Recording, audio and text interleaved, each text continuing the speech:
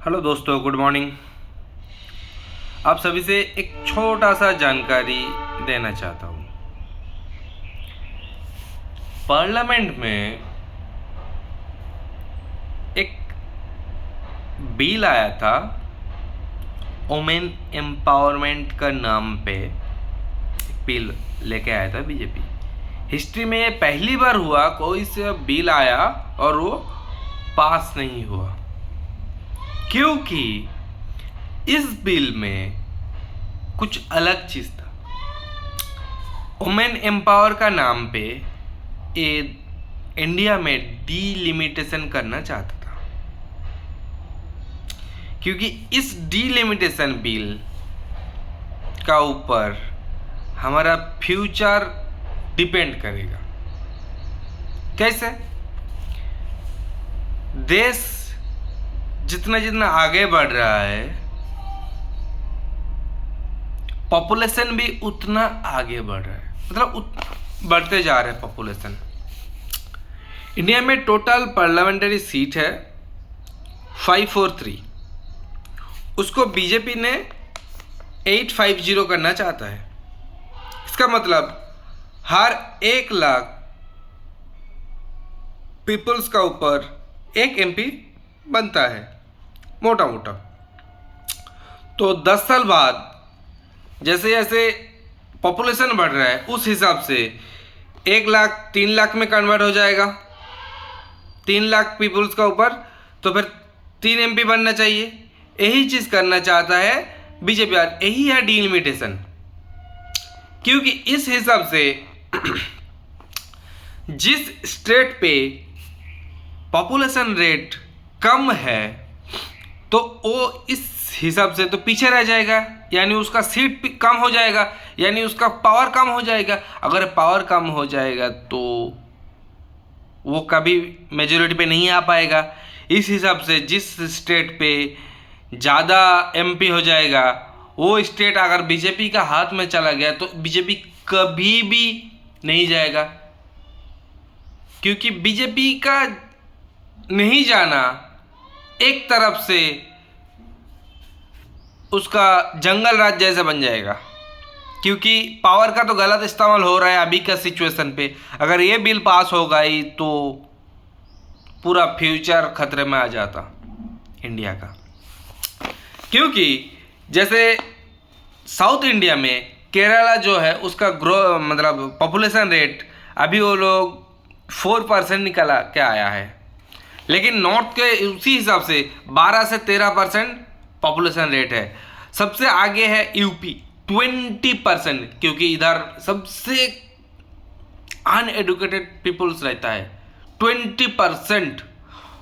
बिहार है, एमपी है, हिमाचल है, छत्तीसगढ़ है, हर जगह पे जहाँ पे बीजेपी का राज है, उस स्टेट पे अगर ये रूल्स फॉलो हो जाएगा, यानी बीजेपी का जो हिस्सा है उस हिस्से में सबसे ज़्यादा एमपी आ जाएगा। अगर सबसे ज़्यादा एमपी आ जाएगा तो वो बीजेपी कभी भी इंडिया छोड़ के नहीं जाएगा।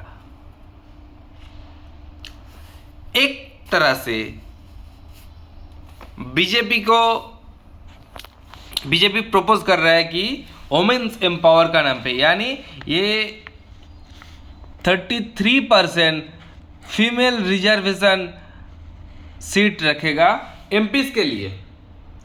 तो अपोजिशन ने क्या कहा, ये 33% को कन्वर्ट करके 50% कर दीजिए और अभी कर दीजिए। अभी करने का मतलब है, अगर इस बिल अभी कन्वर्ट करें तो 50% का, तो यहाँ पे एक खेला हो जाएगा। क्योंकि जो मेल कैंडिडेट है उस सीट पे वो कभी नहीं जाना चाहेगा, यानी उसको कभी उस पद से हटा नहीं सकते। क्योंकि एक एमपी बनने के लिए वो करोड़ों रुपया खर्चा करते अभी का हिसाब से। ये अभी किसी से छुपा नहीं है, ये हाइडिंग कुछ नहीं है, ये सब कुछ सबका क्लियर हो गया है कि करोड़ों रुपया देते, उसके बदले में उसको एक एमपी के क्या क्या फैसिलिटी मिलते हैं। देखो, क्यों वो मेल्स कैंडिडेट नहीं जाना चाहते उस सीट को छोड़ के। देखो एक एमपी है, उसको salary minimum government salary 1.24 lakh per month मिलता है। इलेक्शन के जो इंसेंटिव आता है इलेक्शन के टाइम उसको 87,000 आता है।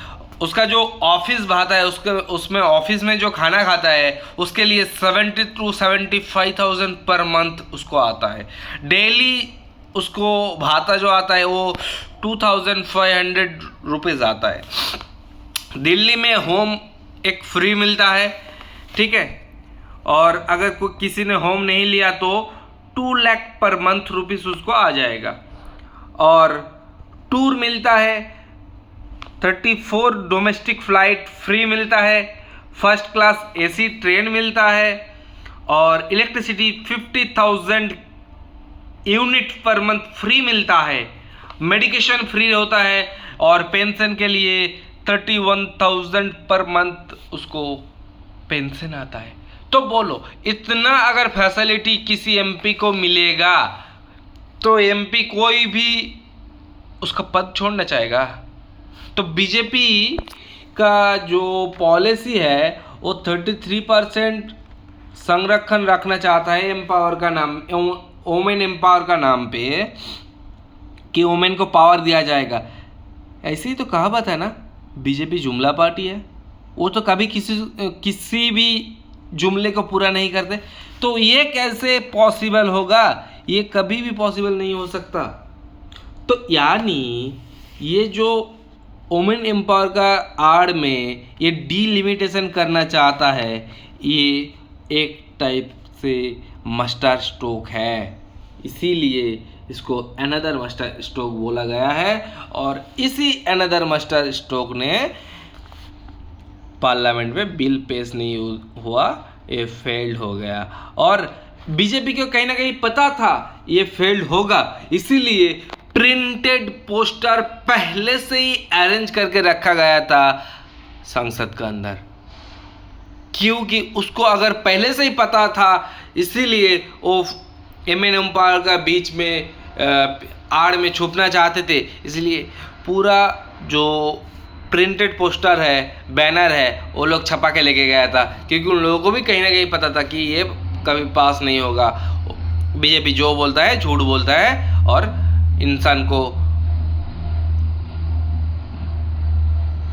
अलग रास्ते में भटक देता है। अगर ये थोड़ा सा भी नॉलेज मेरा कहीं ना कहीं खोट हो सकता है या तो कुछ मिस्टेक हुआ तो इसके लिए सॉरी। किसी को ठेस पहुंचाना मेरा कोई उद्देश्य नहीं है। अगर वीडियो पसंद आया तो प्लीज़ एक लाइक करना।